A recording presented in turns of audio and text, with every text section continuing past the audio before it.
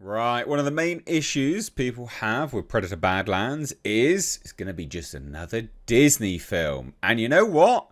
Fair criticism, I think.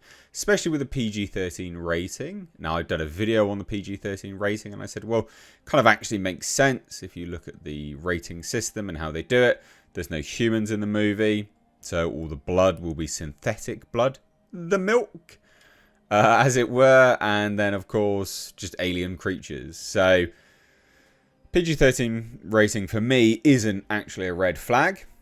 Dan Trachtenberg has proven that he is more than happy to create R-rated films. If Prey was chucked over on, out of streaming and was in theatres, I think that'd be an R rating. Then you had Killer of Killers, that was pretty gruesome and gory. Yeah, I think he's... I don't know. I think this is just a narrative decision. Arguably, there's a business element to it as well. PG-13 means more people can watch it. So I get that. And I get the concern. So, when I see articles such as this, where a bunch of people have gone round to, the set, be it Collider, Screen Rant, Bloody Disgusting, and they've spoken to people involved in the production, and they're saying, hey, actually, we're trying desperately not to be just another bloody Disney film, trying to keep that influence at bay. Well, my ears perk up, and I'm keen to take a look at it, right? So that's a roundabout way to say, hey guys, we're taking a look at some set visit interviews.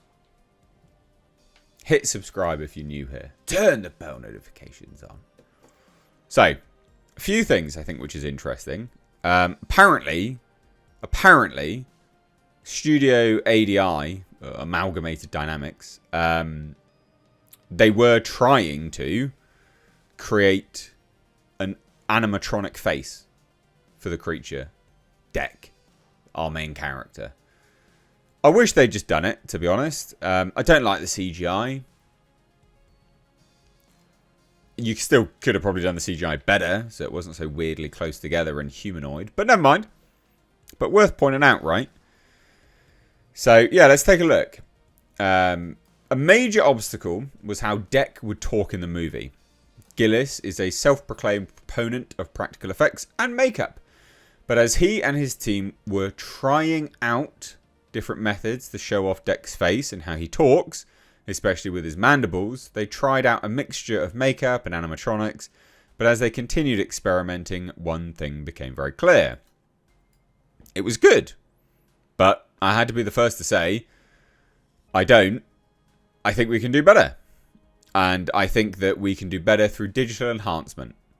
And that's where Weta Digital comes in, because right around the time we were doing that test, we got to see the Planet of the Apes movie, and that has such spectacular performances. It's undeniable. As an artist, I have to stand up for my craft, but I also have to be able to look a director in the eye and say, you have to use the right tool for the right application. And if I'm going to ever complain like, oh, that looks fake, that looks like CGI, or whatever, I have to, conversely, be able to steer a director away from shortcomings of the practical approach. And this has been a great opportunity for me to kind of be included in the digital approach as well. And when we sort of lift these barriers that are artificially created between the practical effects artists and the digital artists, and we are just character artists at this point. So they did try. Apparently it looked like a dog's dinner. And they were like, yeah, we should probably not do that anymore. That makes sense. I mean, the face still looks dumb. And they should have done better. Like, Weta Digital should have done better. Well, the director should have done better in directing the artists to create a more Predator-like face. Rather than the weird shit we got. But never mind. Is what it is. So, Collider also revealed that producer Ben Rosenblatt let slip about another seemingly significant character, who I don't think we've heard about. So Glass had also teased another synth character, Abe, whom she called the Hero Synths, noting that the character was designed as a nod to Michael Fassbender's David and Walter characters from the Alien franchise. So we're going to get David and Walter-esque characters. Interesting. Interesting. I think that's quite cool, actually. Now, here's the comparison to Disney, Star Wars, Star Trek, things like that. Trachtenberg also talked about Gillis's involvement in the film and his experience with the franchise, helping the movie still stay true to both the Predator and Alien franchises. He didn't ever want the film to feel too Star Warsy or too Star Trek. He pointed out that many of the shapes that compose Star Wars are much more square, whereas Predator has a more rounded approach in its visual language. He compared Dek to the classic character of Conan the Barbarian, saying, quote, "Another thing I would say is for his behaviour and giving him more personality, but it's still feeling predatory. For whatever reason, there's always been a link to me with Conan. Tor what? Thinking of what their culture is like. Don't get that. But also the way he behaves. Is he a very terse character? A few words. But they say a lot. And there's something in the fabric of that world that's fantasy, but brutal, piratey also. That's different than Lord of the Rings or Game of Thrones or Avatar. Pick any sci-fi thing. There's something in the Conan vibe that feels right for when we're digging into the culture." Alright then. I guess. Cool. Maybe. More rounded? Is the Predator visual language more rounded? I don't know if I buy that. Is it? I don't think so. I mean, I don't think so, but okay.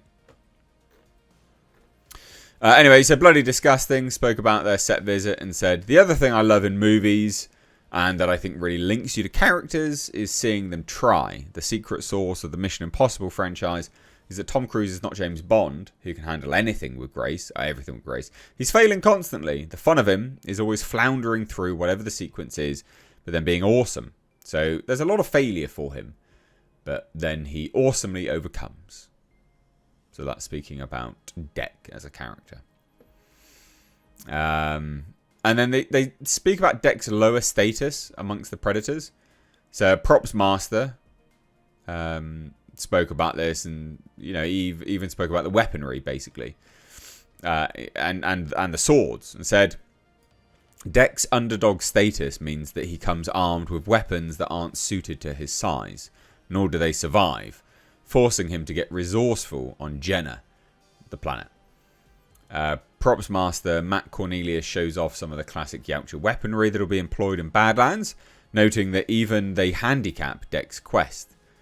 He's what you call a junior, and these weapons are all based on the family design. So when we do see the father and his brother, Quay, they're a lot bigger, especially the sword. When he's wielding the sword on Jenna, it's pretty tricky for him, because again, it's something he's not used to. Keen, but maybe not the master.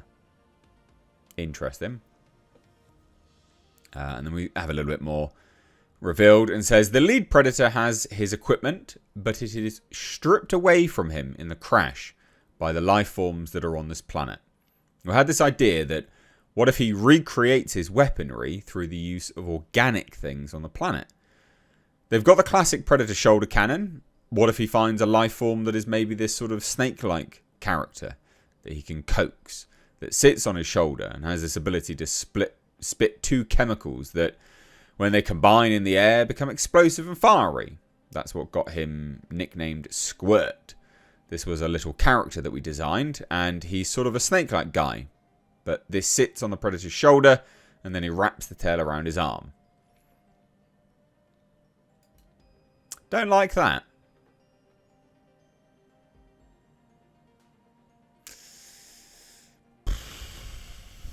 Don't like that. I think that's a bit lame, but alright. Anyway, a little bit more. Says another aspect that proved to be quite the process was for Dek's eyes. Well, they're lame, but okay. As the character is blind in one of his in one of his eyes. Predator eyes are already pretty distinct. The striking yellow with a single black pupil and contact lenses were needed for both Demetrius and his stunt double.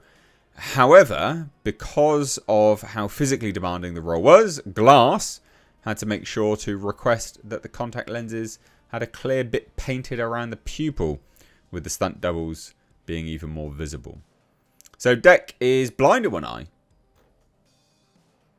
Don't really get a feel for that, do you? And then again, just, which I've already clarified, the PG-13 rating just says we don't have any humans in the movie, so we don't have any human blood. But we do have, it's going to be gruesome, and there's lots of animal blood and blah, blah, blah, blah, blah. Lots of predator blood as well. So there you go.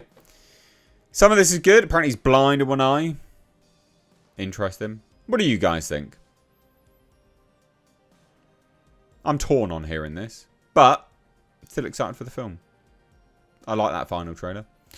Let me know down below. Take care. Bye-bye now.